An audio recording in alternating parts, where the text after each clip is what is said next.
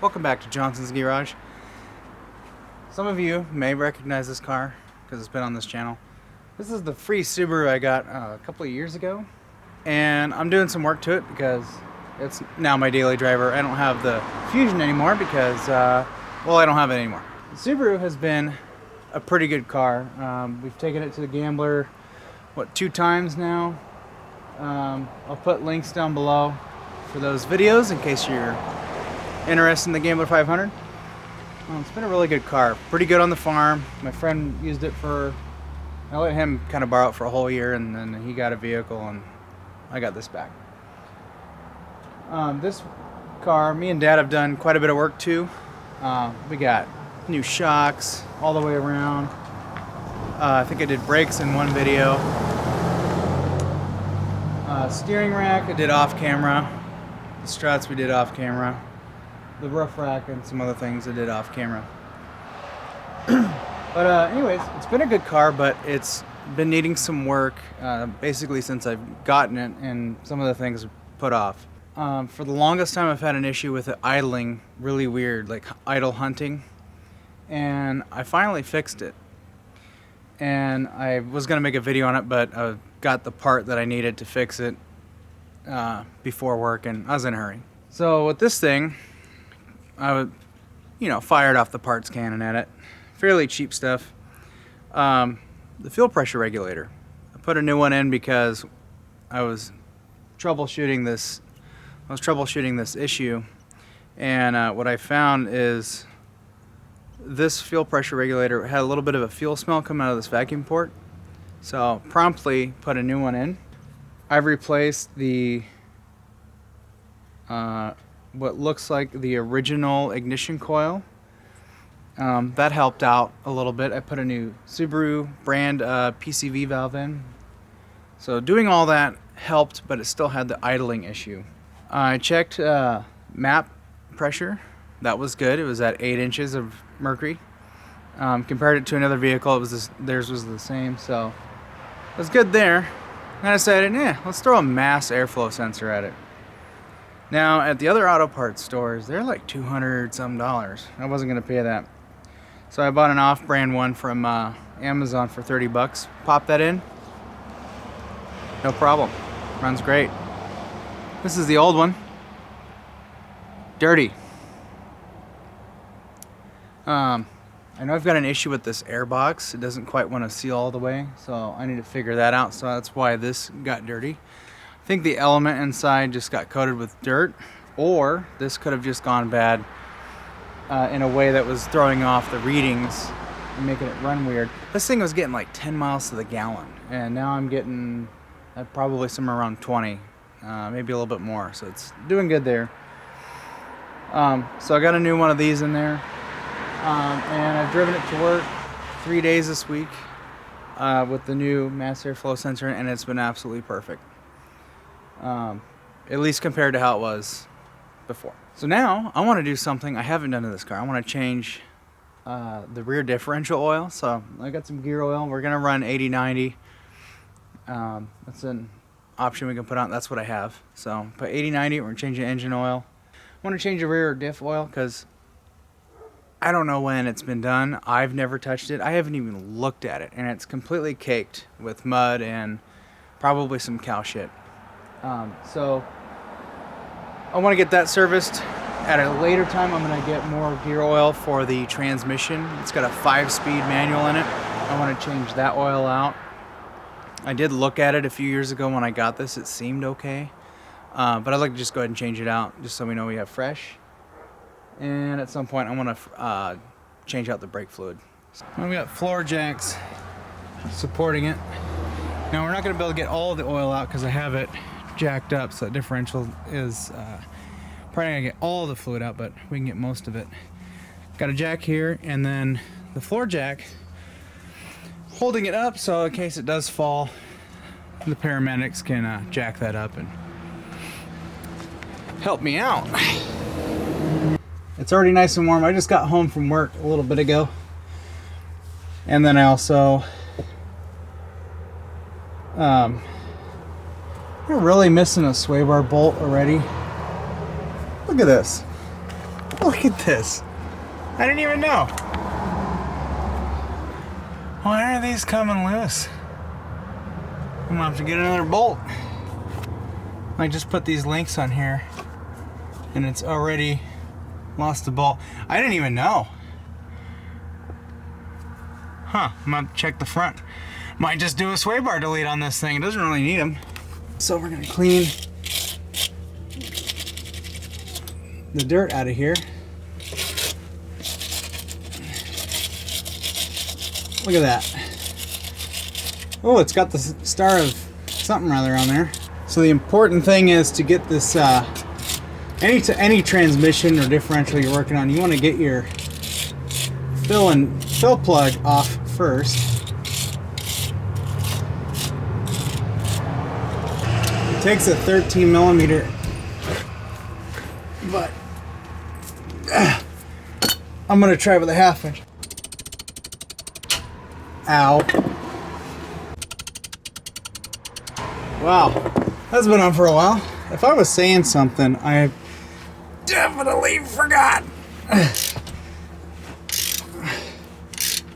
Okay, we got that broke free.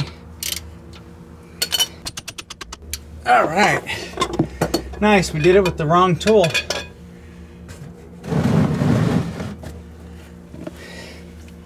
Let's get our fill plug out all the way here. I got the drain plug completely loose.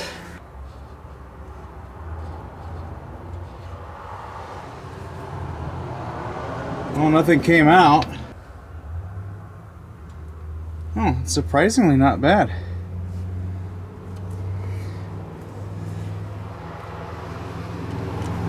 Still gonna change it.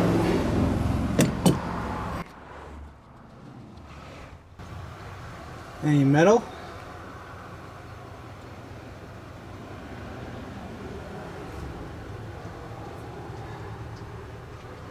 Oh, it's got a magnet on it. There's hardly anything on the magnet. Nice. This differential might have been serviced when the engine and transmission were replaced. I forgot what mileage. I have all the maintenance records for this thing. It was actually well taken care of. So that's not too bad. According to Amsoil, this takes 1.7 pints, which is somewhere around 2 or 3.5 quarts. Clean off our rag here. Clean off our magnet. I'm glad to see that nice and clean. Although I was kind of hoping to see it dirty as hell.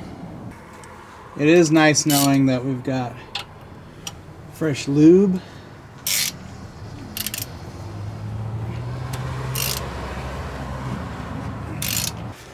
And now the fun part.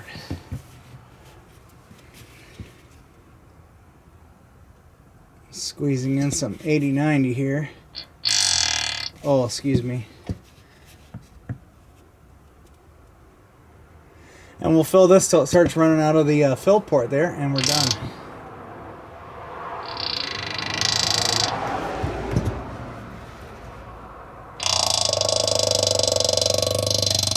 Excuse me.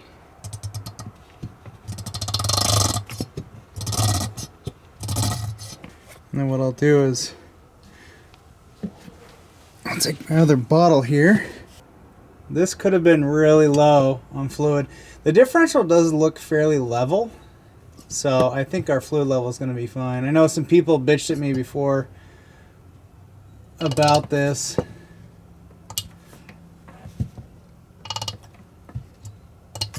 Well, it doesn't hold much. So we're running out where we weren't before, so we're going to be good on fluid. Super easy on the Subaru.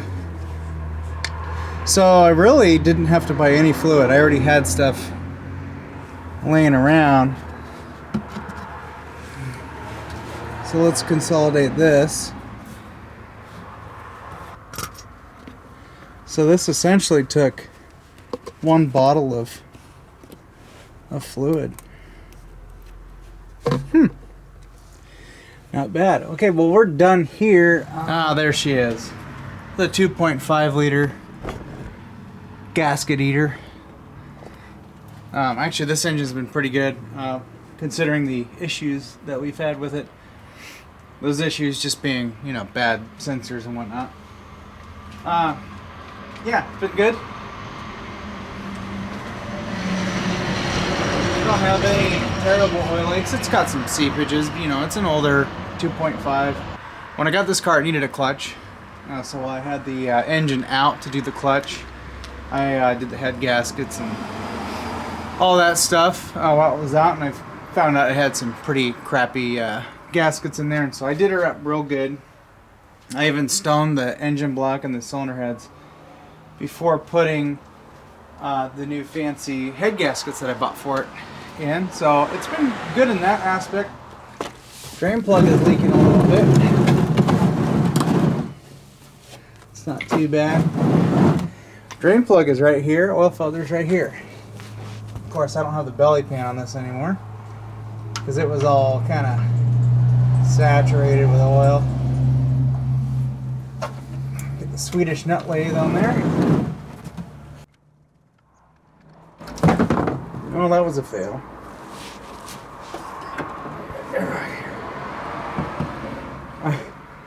Yeah, that oil is black.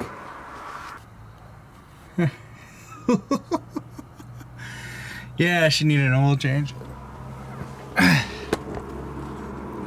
She needed an oil change like you wouldn't believe.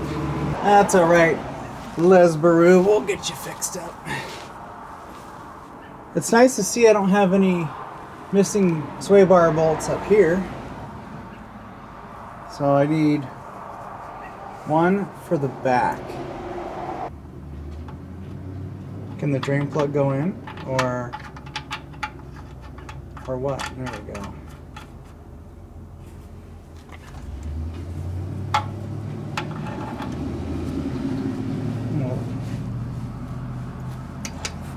Torque that down.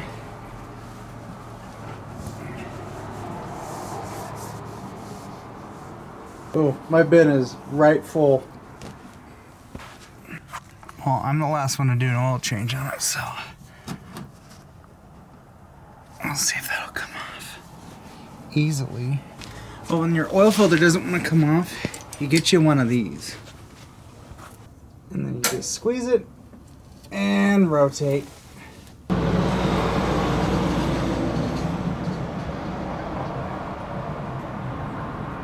I'll lube up the seal. To the Napa 1334.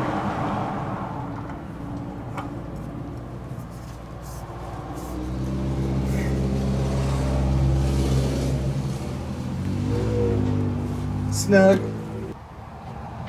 And we've got 5 quarts, that's what we're going to dump in. Dump it in kind of slow because the filler fills up.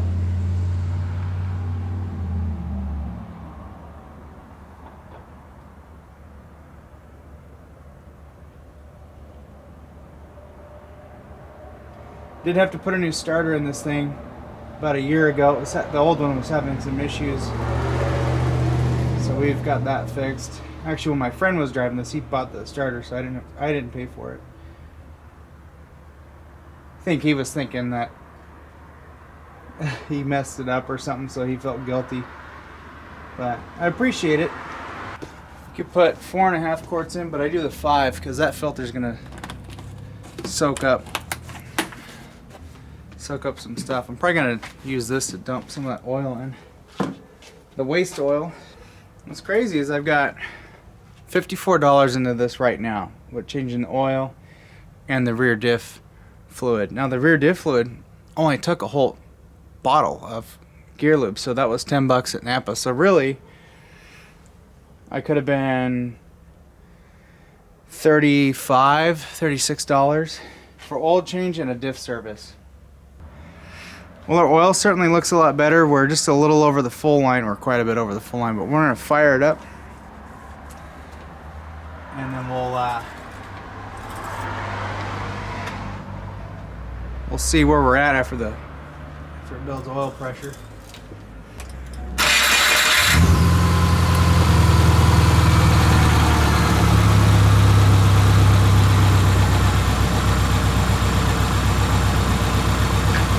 Oil pressure light came on for a second, but it went away after it filled the filter.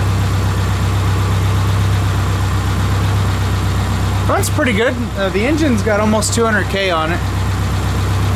The car itself, I have just over 310,000 miles. New mass airflow sensor, ignition coil, fuel pressure regulator, new head gaskets, all that good stuff. She's happy. I got a big boy alternator on it. I think it's 175 amp, 185, something like that. Put all the lights on, all the accessories, wipers on full, everything going. Doesn't even phase it.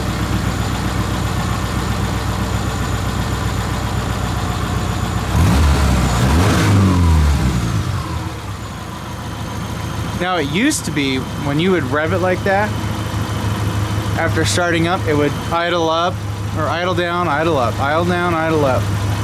And if you gave it a couple of blips once in a while, it would catch and it would stop doing that. So that's an indication that your mass airflow sensor is becoming an issue, or is an issue. The other thing you'll note when you're driving on the highway or any road and you let it out of gear, it will idle really high, around 2 grand, and then it'll kind of idle down when you come to a stop, and then it would hunt. So that's how you can tell when you need a new mass airflow sensor. Also, horrible fuel economy. Let's check our oil.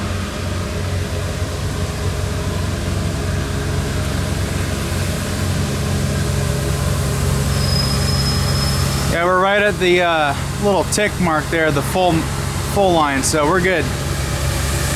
We're not over full.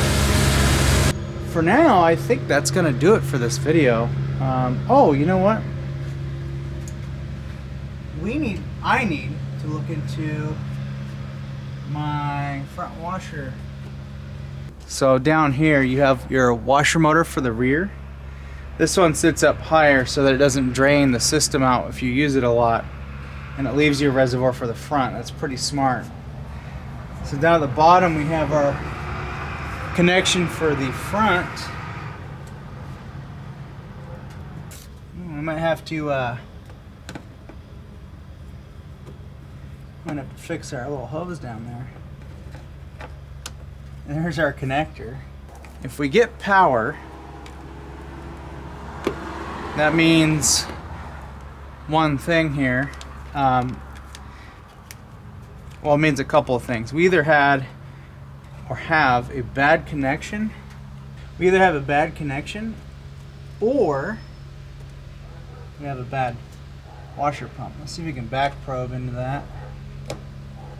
That went in all the way. Hey, there we go. We got power.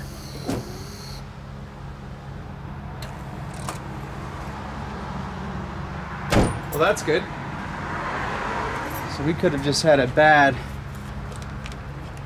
connection, or we got a bad pump. Connector looks pretty dirty.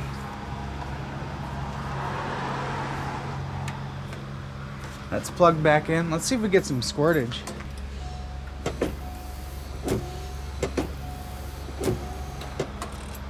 Well, I think we got a dead motor. It could be frozen. Oh, before we go, here's another thing I gotta fix.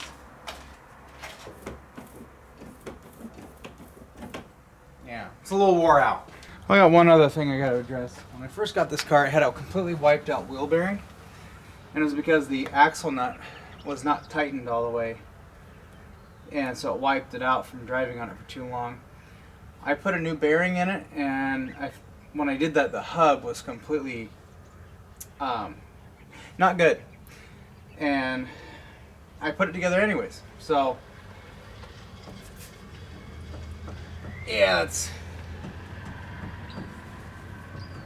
that's a problem. Well, I think that's gonna do it for this video on the Subaru. I'm gonna go relax now. It's my Friday. Anyways, this has fresh engine oil. We have some new components helping this thing run like it should. So it's not running super rich and putting a lot of soot into the oil. So I'm hoping to get 3,000 to 5,000 miles out of an oil change, and I don't have to worry about it being dirty. And then we got fresh differential oil, which turns out we really didn't need to change it, but for my peace of mind, I wanted to just change it out. And really, it only costs $10. The transmission I'm going to do on a later date. Once that's done, we'll be good there. I don't know if it shares fluid with the front differential. I think it does. I might crawl under here in a minute and just look and see it. If it does, then we can change all of that out. And then I'm going to do a brake flush. Probably do that off camera. Don't know. Doesn't really seem that exciting to me, so I probably won't film it. But other than that, the Subaru is good to go. So anyways, with that, thank you for watching. And I'll see you in the next whatever video I decide to make on this channel. And if you have any questions or suggestions on anything, or if your company wants to send me some stuff for this Subaru, my email is down below. I'll put a link in the description.